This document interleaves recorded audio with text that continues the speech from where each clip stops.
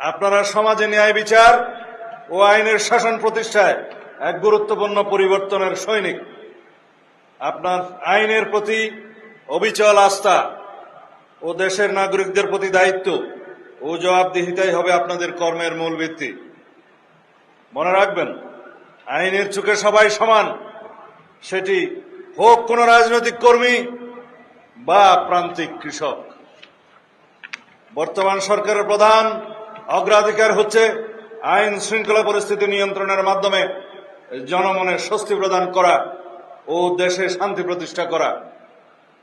দেশে আইনের শাসন প্রতিষ্ঠায় পুলিশের ভূমিকা অগ্রগণ্য।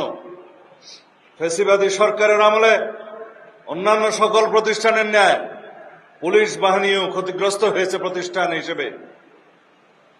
সেই সময়ের ভঙ্গুর অবস্থা থেকে ক্রমান্বয়ে পুলিশ আজকের এই পর্যায়ে উন্নীত হয়েছে। বর্তমান সরকার বিশ্বাস করে পুলিশ কোনো বিশেষ দলের বা গোষ্ঠীর লাঠিয়াল বাহিনী নয়, বরং পুলিশ হবে জনগণেরও কৃত্রিম বন্ধু। আমাদের নির্বাচনী ইশতেহারে আমরা দ্ব্যর্থহীনভাবে ঘোষণা করেছি জননিরাপত্তা নিশ্চিত করা এবং পুলিশ বাহিনীকে দলীয় প্রভাবমুক্ত করে একটি আধুনিক, সেবাধর্মী ও মানবিক সংস্থায় রূপান্তর করাই আমাদের মূল লক্ষ্য।